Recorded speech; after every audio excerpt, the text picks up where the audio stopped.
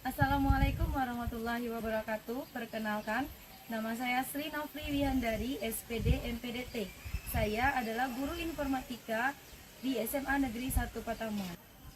Kali ini saya akan membagikan praktik baik penerapan model pembelajaran berdiferensiasi.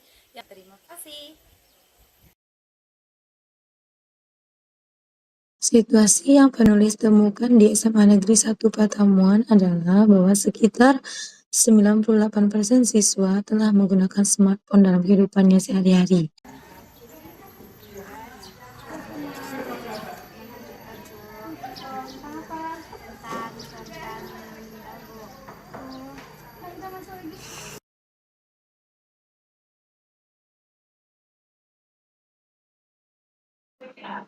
Akan tetapi, 80% diantaranya penggunaan smartphone hanya digunakan untuk kebutuhan hiburan, menonton video, bermain game yang tidak terkait dengan pembelajaran.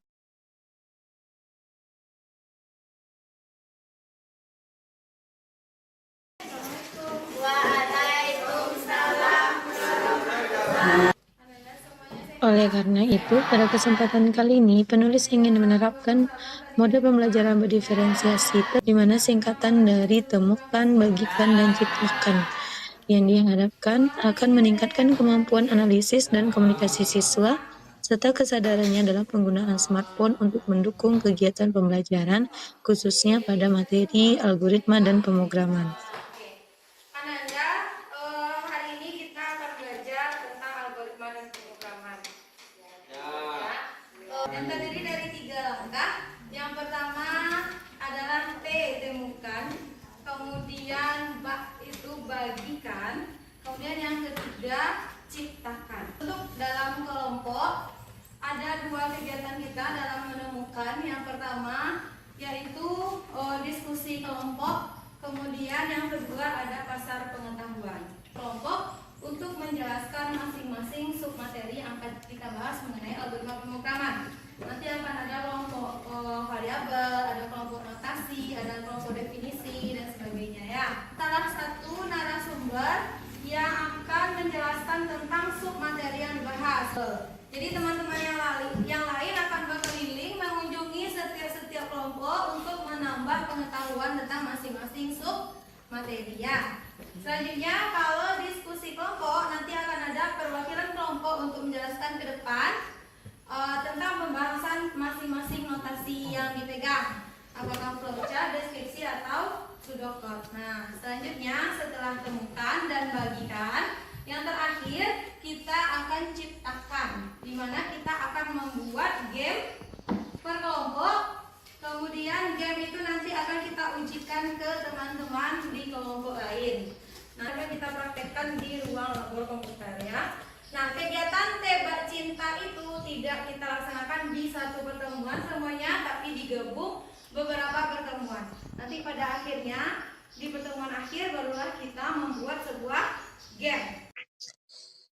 Pada pertemuan pertama penerapan model pembelajaran berdiferensiasi tebak cinta pada langkah temukan, siswa dibantu untuk menemukan pengetahuan terkait algoritma pemrograman melalui berbagai bentuk media pembelajaran, audio, video, teks, dan multimedia interaktif yang disajikan melalui LMS.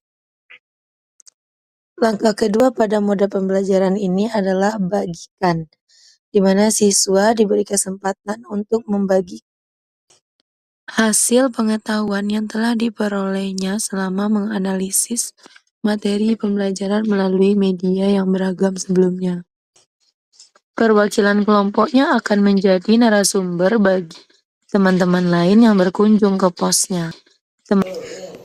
Tahap kedua pada langkah bagikan adalah siswa membagikan materi selanjutnya di depan kelas menggunakan proyektor yang langsung terhubung dengan smartphone mereka hingga meningkatkan kesadaran mereka bahwa smartphone yang dimilikinya memiliki fungsi yang lebih banyak lagi untuk pendidikan.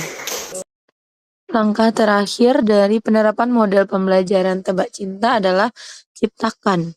Pada sesi ini, siswa akan dipandu untuk menciptakan game-game edukasi. Kemudian sekarang kita membuat game.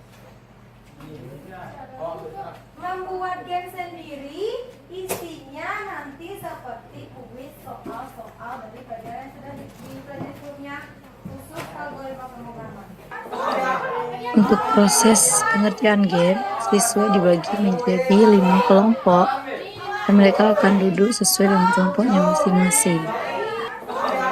Untuk proses pengertian game, siswa dibagi menjadi 5 kelompok dan mereka akan duduk sesuai dengan kelompoknya masing-masing. Untuk proses pengertian game, siswa dibagi menjadi 5 kelompok dan mereka akan duduk sesuai dengan kelompoknya masing-masing. Dan sampailah pada bagian yang paling mereka suka, yaitu bermain game, di mana mereka akan secara bergantian memainkan game-game yang diciptakan oleh setiap kelompok yang ada di kelasnya.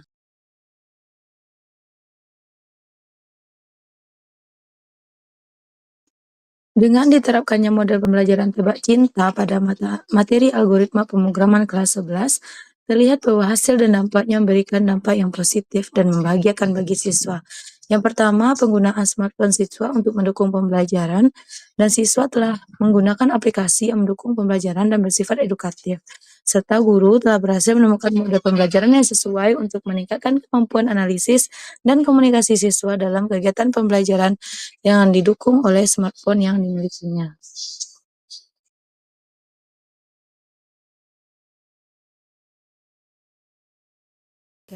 Assalamualaikum warahmatullahi wabarakatuh. Pada kesempatan ini saya ingin mencoba mengungkapkan kegembiraan tentang inovasi-inovasi dan terobosan-terobosan yang sering dilakukan oleh Ibu Sinukri Wiandari dalam kapasitasnya sebagai guru TK di SMA 1 Patamura. Seperti kita pahami bahwa selama ini anak-anak kita di pelosok manapun sudah sangat akrab yang namanya dengan smartphone.